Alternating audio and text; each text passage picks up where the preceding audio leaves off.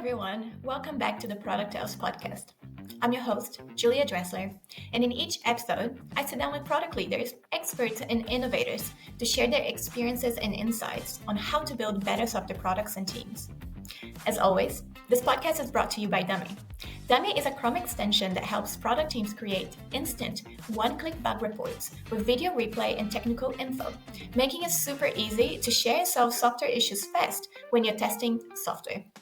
Click the link on the show notes to get started for free today, or go to dummy.com, that's dummi.com. Today, I'm excited to sit down with Yaroslav Donchuk.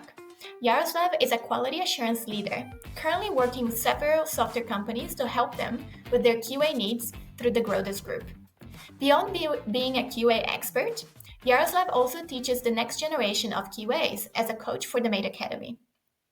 In this episode, we'll dive deeper into how you can improve your team's testing process as a product manager and a tech leader, how to know when is the right time to invest into a dedicated resource, and what are some misconceptions about testing and working with QAs. So, if you're looking to learn about how you can improve your testing processes and what steps you should be taking to prevent expensive software quality problems that go beyond just finding software bugs, you want to listen to this episode. Let's get started. Hi, Yaroslav. How are you doing? Thank you for joining me today. Hello. So before we get started, do you mind quickly introducing yourself? Of course. So, hello everyone. My name is Yaroslav. I am a QA engineer at Grodas right now, and I am a QA coach at the Mate Academy. And can you tell me a little bit more about your journey from getting your QA certification to working in software companies as a QA leader? How did you get there?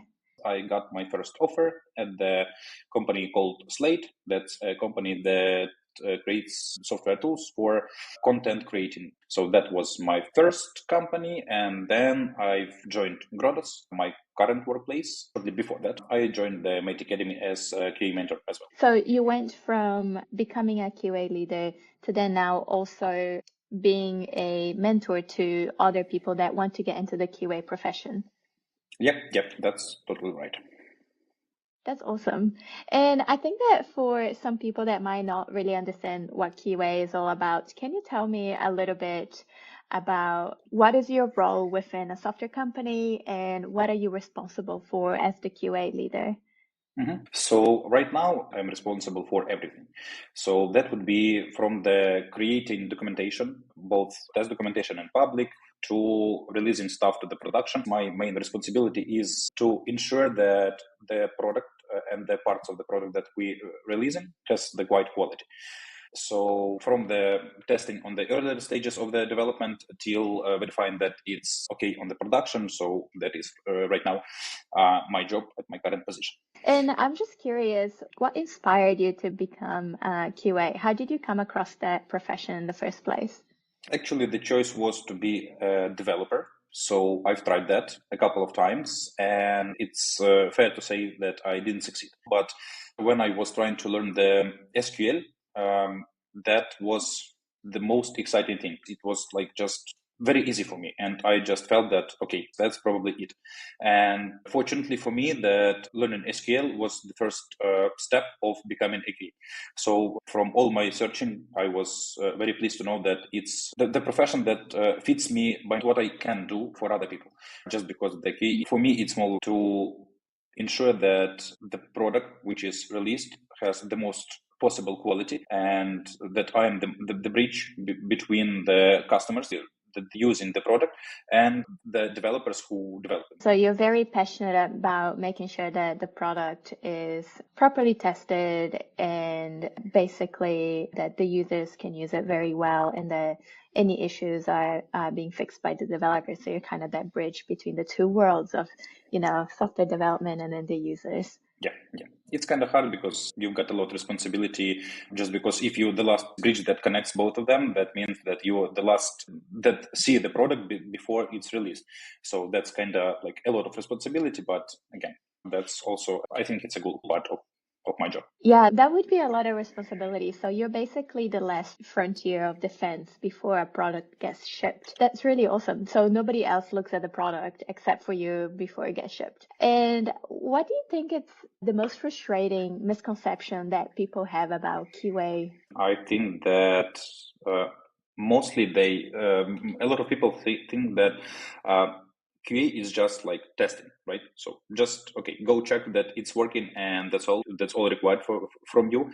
And unfortunately, or fortunately, it's not like that. Behind it, it's the very difficult and complicated and detailed process to ensure that the product works. We need to check that product works as expected. It's one thing, but to find all of the other edge cases that might go wrong, it's the magic behind it, right?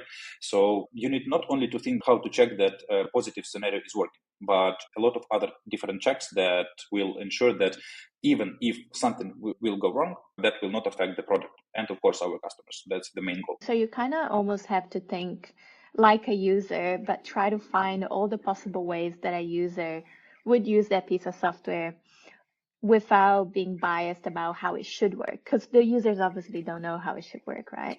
Yeah. Also, not easy part of this is to tell user how it would work, right? Because if it's the new feature that has never been met at all, and you are releasing it, you are the first company, for example, that trying to do such a thing. So you need to explain user, right? Either like face to face, or just leave there a little hints that will allow him to understand how the feature works.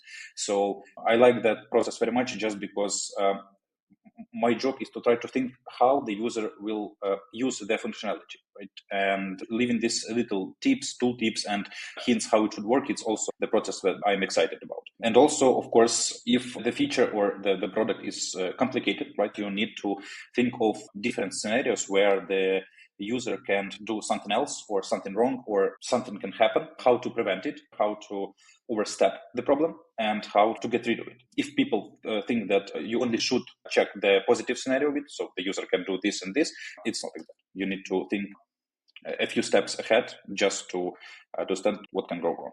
Yeah, 100%. I think that's a big misconception, because it sounds like Keyway is beyond testing, is about making sure that the usability of your software is correct and that you're making the improvement suggestions, because you can see that the users might not understand how this is going to work. It's kind of like a little bit of product as well as a little bit of testing and more technical development.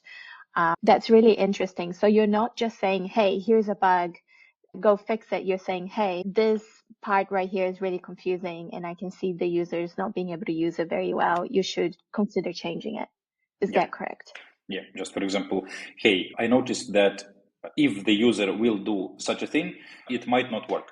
What are we going to do about this? If it's the edge case, for example, one of the million situations, we might probably not waste time on this, just because it's the possibility of this happening is very low. But if, for example, this can happen, or just it's the common mistakes that user can do, it needs to be handled right away. It's just because farther away, and it would be like much more expensive than to handle it right now. Yeah, that's a really good point as well. I guess the earlier in the software development process you are brought in, the sooner they can make sure that everything is thought through. At what stage of the development process do you usually start getting involved? Yeah, the bug found in the production can cost 10 or 20 times more than the bug found in the requirements. So that's the answer. If I have a choice, right, and if I have a time, the good thing is to start looking from the requirement. You have to look, again, a few steps ahead, just to understand, okay, if it's described like that, what scenarios can be also added to the requirements? What steps are missing in the requirements that can stop the development process? So the best way to start is, of course, from the requirements. And that requirements phase is when you're still crafting the user stories. It's before any design or wireframes are created. Is that correct? Yes. Okay. It's of course a lot of companies they don't have like a lot of fee in the companies. They don't have time to do this, or it's just not the process that was set up before. But from my experience, it can be very easy to find some hidden steps or some hidden things that are not written, and to write them down just to make sure that team will implement that as they should be. Because, for example, from the side, the person who is writing the requirements, it can be just a brief explanation of how the feature should work. But from the side who is going to develop it, it should be very clearly described, just because when developing, you can face like 1,000 questions and they are needed to be asked. So it's better to describe it a little bit more detailed than to face those 1,000 questions a bit later and to waste much more time than you would have wasted in the describing a bit detailed way. Yeah, I can totally relate to that because building dummy, at the early stage of the development process when you're still kind of planning everything out, it's so much easier to change your mind on certain features and how you're going to build them than down the line when you already kind of have the design, the developers are ready to build it, and then you realize that actually there's all these edge cases that we didn't consider early on that actually materially impact the way that the feature should work. So yeah, that makes a lot of sense. So talking a little bit more about how you work within the software team, because you're not only testing but also looking at the requirements and the improvements, do you work quite closely with the product managers or do you work more closely with the developers? I would say more closely with the developers, but I work as well with the product managers, but the developers, of course, are closer to me just because when the bug is found, that's the job for me and developer to fix it, right? That makes a lot of sense. And what do you find is the most useful thing that you do when you communicate to developers about the bug? How do you make sure that they have all the information they need to fix it properly?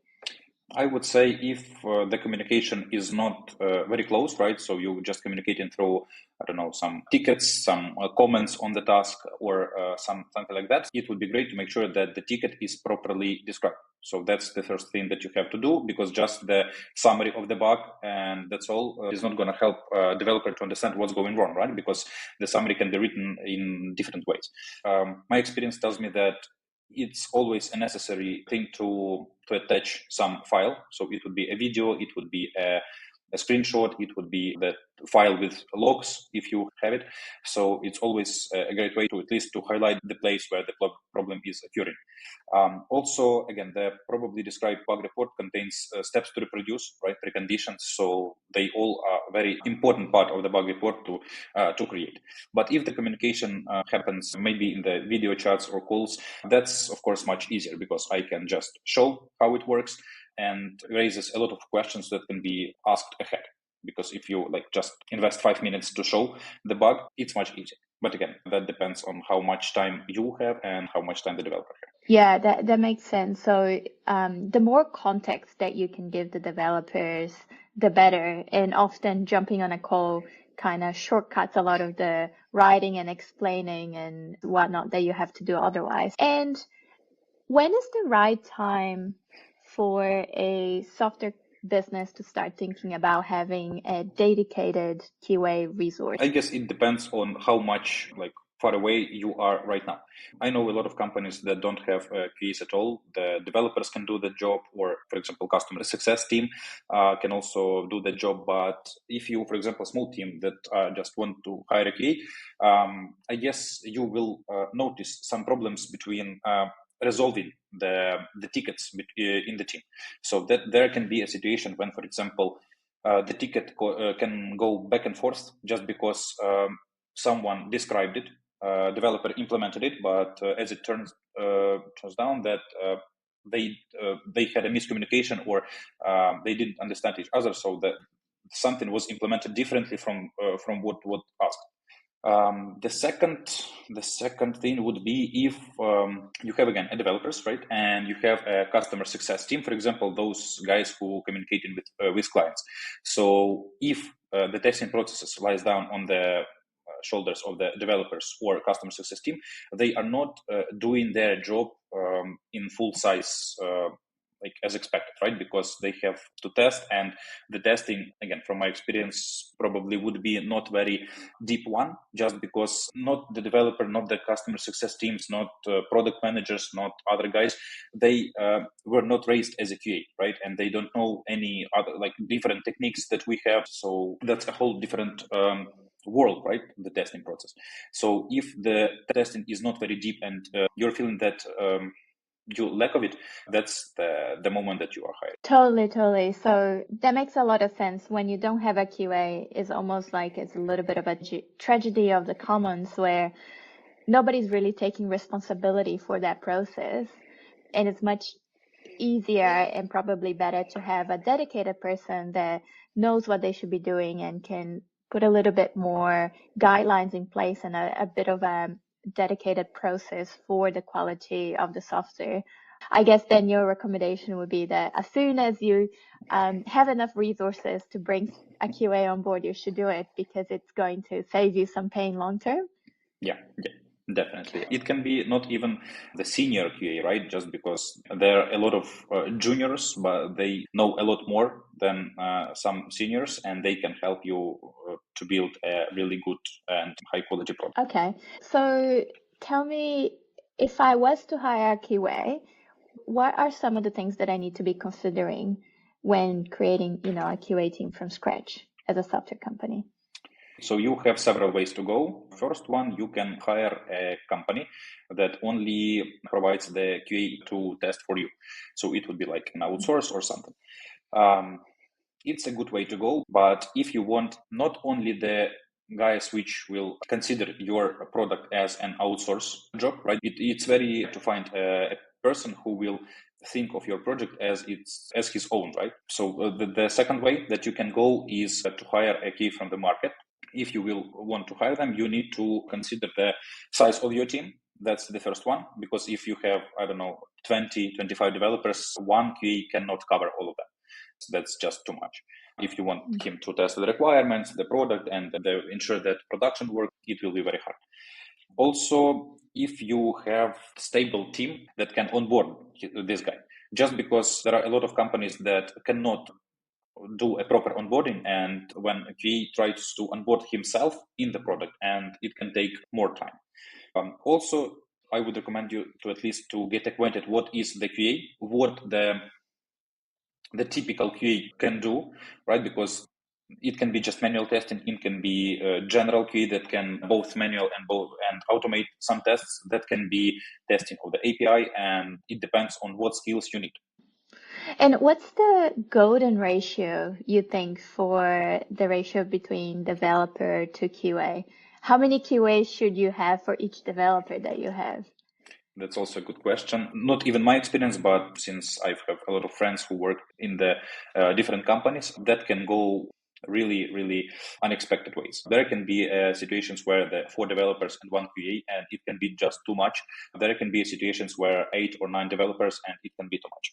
But I would say the golden would be from 5 to 7 to 8, because otherwise it would be just too much. Because again, 8 developers, if they develop a lot of features and a lot of tickets during the sprint, there is no time for example, to create test documentation, to do other activities that a QA is supposed to do, and that only will take the time to test. And it is not good, because other parts of his job will be just left over. Yeah, I see. So between manual and automated testing, how much time do you invest in each, and how do you decide which one to invest in for the different software companies that you work at? It depends on the team. The size of the team is the best thing to rely on. Just because if you have colleagues, you can split the job between them and try to do more equally. In case where you just alone, you are the only one key in the team, it would depend on the priority. The whole team knows that automated tests will make the life easier just in the future, not right now, because that's how the process works. But if right now you don't have the priority for it, you don't have the time for it, so I would guess it would be 20 and less than that percent of the time, just because you have to ensure that the product quality is okay right now. That's why you've been hired. So if you will invest your time in the automated test in the earlier stages, it would not be appreciated because the quality will stay the same. You will just find the bugs while you are writing automated tests, but again, it would be much harder to do. So I guess to start from manual testing and then slower to move in the side of the automated tests. Okay, I understand. So automated testing is almost like you're creating this long-term prevention barrier. Do you have to update the automated tests often, or does it depend on the product? If you're releasing a lot of new features every month, do you find that the automated tests are depreciated quite quickly? So that depends, of course, on the product. Just because for those tests that are like working for the parts of the functionality that was not changed, they will probably work. But again, the automated tests, it's the just automated test cases. And the QA knows that we have this thing called 7 principles of testing, and the bugs can adjust to our test cases. And in some time, you will not be updating test cases. The bugs just will adjust to them, and the test case will not find the bugs as you're finding them. So in either way, you have to update. Okay, and how do you think that the new advancements in AI are changing the way that QAs work at the moment? They are helping, especially me, for example, because when I am writing automated tests, there can be situations where it gets hard, right? Just because of the features in the product, it can be hard to test them and to cover them with the automated tests. And sometimes your code doesn't work, right? And the previous way, either you would go to the documentation of the tool you are using, or Stack Overflow, and just spend a lot of hours trying to understand what's going on and why is it not working. Right now, ChatGPT can just at least point some weak spots in your code, and you just can replace them or fix them, and it will work. That's really cool. Tell me, if you could change one common practice in the software development process to make life easier for QAs in general, what would it be? Give the key more independence. If the key wants to test the requirements, right, it's not because he has nothing to do. He is bored or something. It's just because testing from the earlier stages saves money for all our team, and it eases the work of our team. So that's not just the crazy idea because he is again bored or he does not have a work right now. It's just because he wants to ensure that from this stage it will go as much safe as possible for you to develop the needed functionality. So I would guess a bit more independence or so. So all the things that we are doing, it's not just because we don't have work. All our profession is about to ensure the quality of the product. So all our ways of thinking or our activities are pointed to that goal. Yeah, I think that ties in very nicely with that misconception that we were talking about earlier, how, maybe some people don't actually realize that a QA's job goes beyond just testing at the end of the development process. Like you said, the earlier, involved, the potentially cheaper it is for the company to find the mistakes and kind of fix them. And what is your favorite part about working with developers? You mentioned that you worked with them quite closely. Actually, in my company, I can afford this close communication process, right? So I can chat with them anytime, they can call anytime they want. This close communication saves a lot of time, and that allows us to stay in touch every time. So it's not just about the work and how do you do, how are you doing, and all that. It helps to feel that I am a part of the team because I work remotely and I don't have much time to communicate with a lot of people, but this close communication with developers that allows me to see someone, to hear someone. That's the one thing I'm very grateful in my current situation.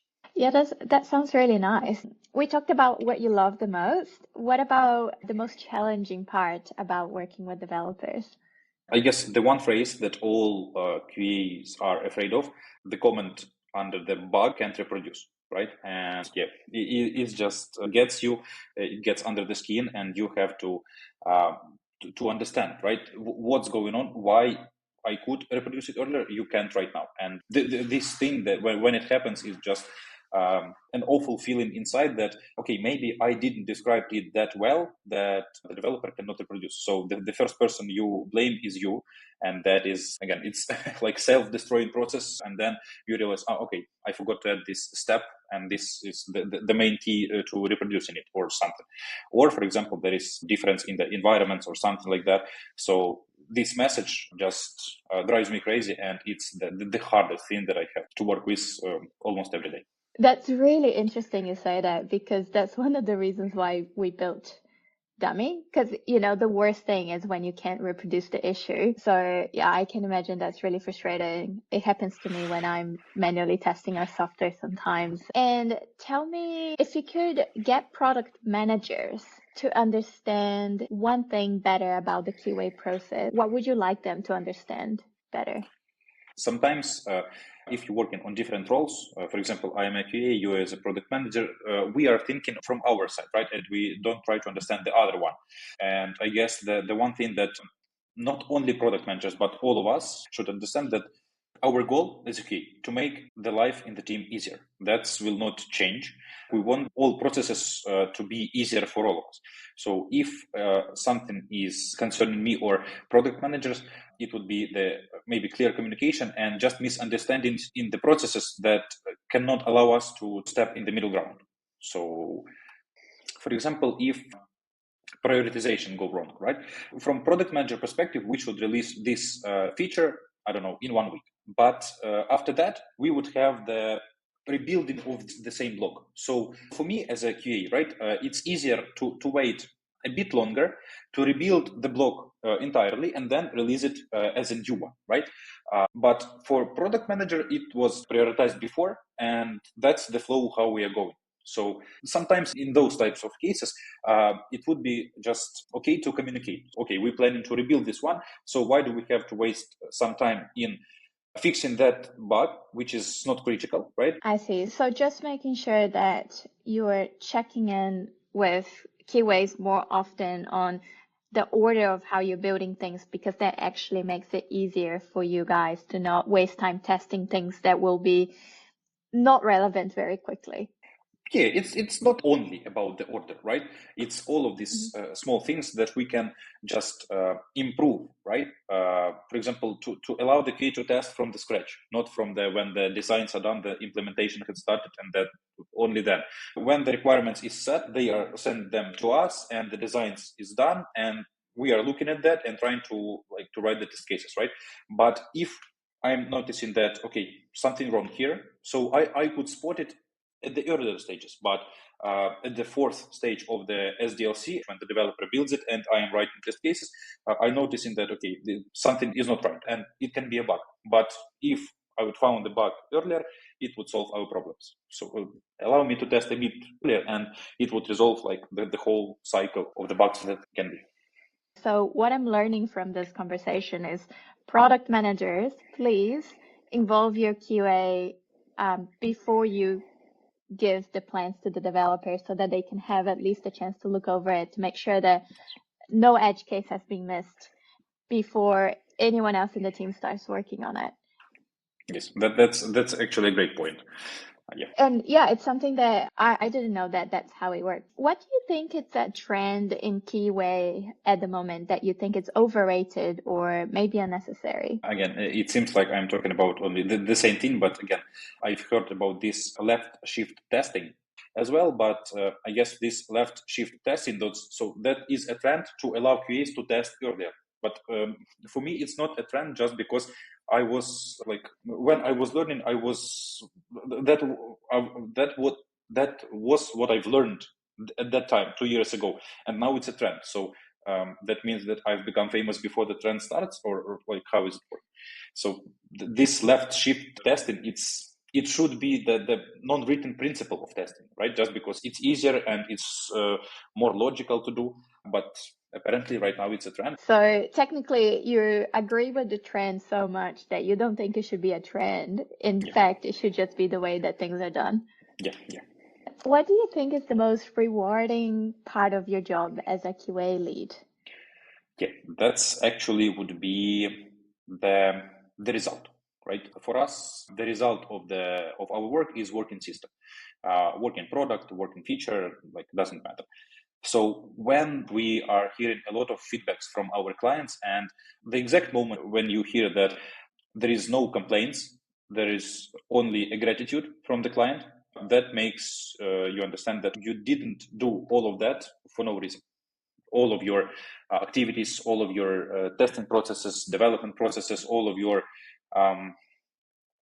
struggles were not just wasted. So there is a result, and that's, I guess, the most heartwarming thing that I've encountered. That's really nice. It's getting your job actually recognized, right? Like, wow, this piece of software is great and there's no issues and the clients are happy. That's when you know you've done a good job. And what's something about the Keyway work that most people outside of it don't quite appreciate so much, you think? I'm not sure that our work is not appreciated, right? But you can see where the product is tested and where the product is not tested. Just because when you visiting the site or the web application or whatever, and you see that there is a mistake, that makes wonder how it is here.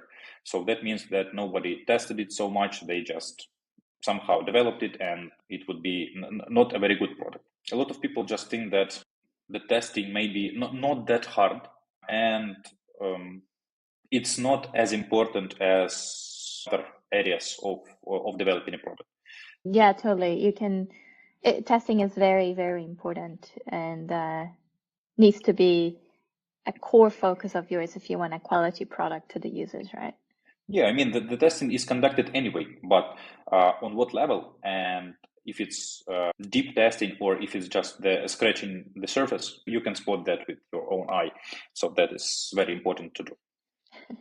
Oh no, I'm just thinking, should I go over my software again to make sure it's properly tested? I can do it for you later. Yeah. You tell me if you think we're testing enough. That would be really interesting to learn. So there's one last question. At Dummy, we're all about embracing failure and using failure as a way to learn. Do you feel comfortable sharing a story of your biggest product mess up and what happened? The beginning of my career, we had a bug. We were running the regression testing, and it was all good. All tests were passed. We released to production, and after a couple of hours in the evening, I just decided to check the chat, and I see that our application is not working. So 4 people tested it, and it was working. But right now it's not. And we checked on production. That's not like we run regression on pre-production. After that we check on production, all working, all good. We can go to rest, right?